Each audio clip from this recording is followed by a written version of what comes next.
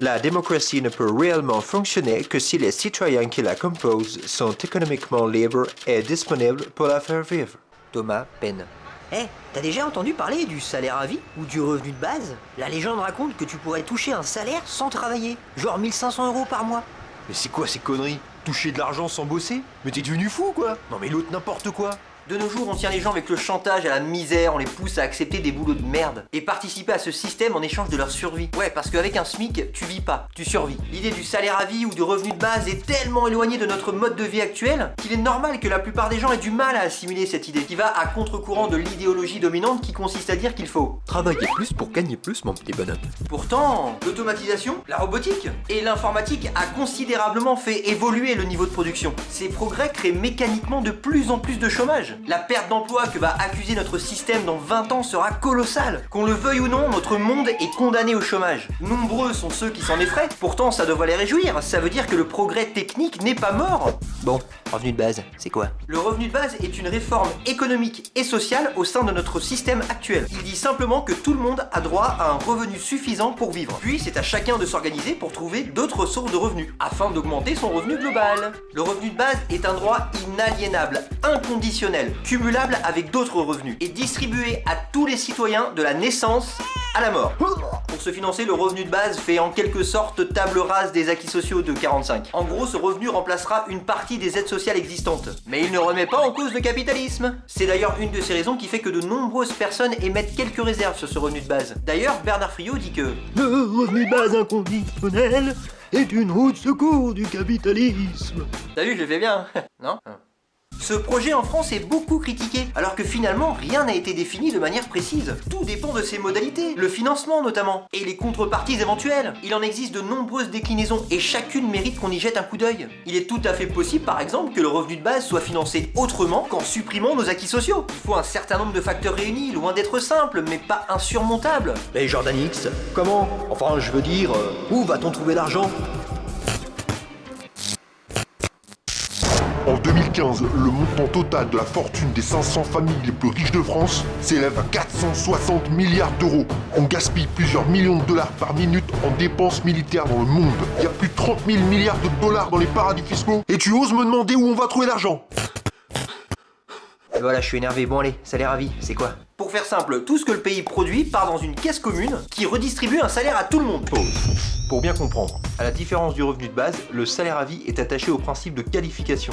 C'est 1500 € par mois à partir de 18 ans, avec la possibilité de passer une sorte d'examen pour passer à la qualification supérieure, et ainsi augmenter son salaire. Ce système part du principe que nous sommes les seuls producteurs de la valeur économique de notre pays. La vision de Bernard, que voici, est bien plus radicale. C'est la reconnaissance d'un travail en dehors de la sphère capitaliste. Bernard Friot propose non pas un revenu minimum qui vient s'ajouter à d'autres revenus, mais bien un salaire auquel rien ne vient s'ajouter. Ce projet a deux objectifs majeurs: abolir le marché du travail et sortir du capitalisme. Ce qu'il faut bien comprendre, c'est que le but, tout comme le revenu de base, n'est pas de supprimer le travail, mais bien de l'émanciper, permettre aux gens de choisir un travail qui leur plaît. L'idée de cet économiste est intéressante et participe à une réflexion nécessaire, visant à transformer un système à bout de souffle. Pour le moment, le salaire à vie s'inscrit dans un système beaucoup plus construit et cohérent. Au moins, il est clair que dans ce cas, le changement de paradigme est total. C'est une refonte pure et simple du système qu'il s'agit là. Mais les points communs de ces deux systèmes, c'est qu'ils permettent de redistribuer la richesse à tous sans contrepartie. Ils sont donc tous deux émancipateurs et permettent à chacun de choisir son activité. C'est quand même une belle base commune, ça, non?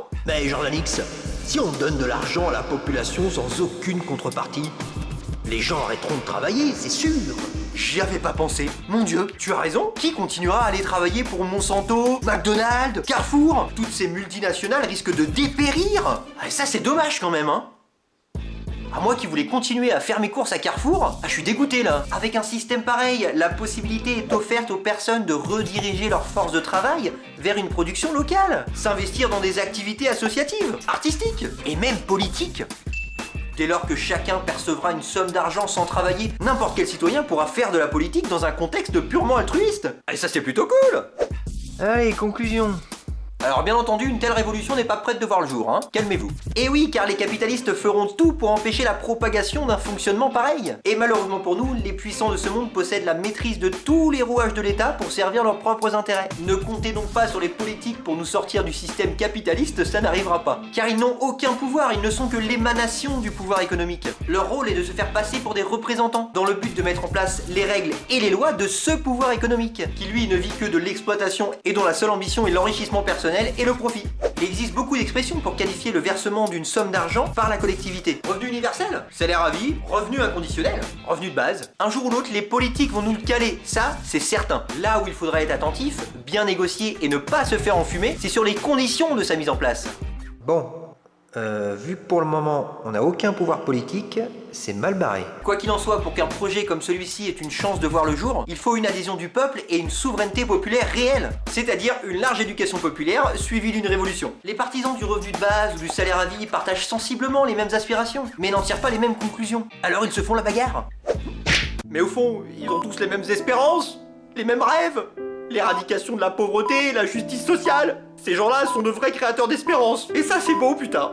La réalité, c'est qu'à ce jour, nous n'avons absolument aucune idée de l'application réelle à l'échelle nationale ou mondiale. Techniquement, c'est possible, oui, mais quelles en seraient les conséquences? Quel levier actionner? Et comment? Que manque-t-il pour amorcer le changement? De grandes questions auxquelles seul le cerveau collectif peut répondre. Autrement dit, vous.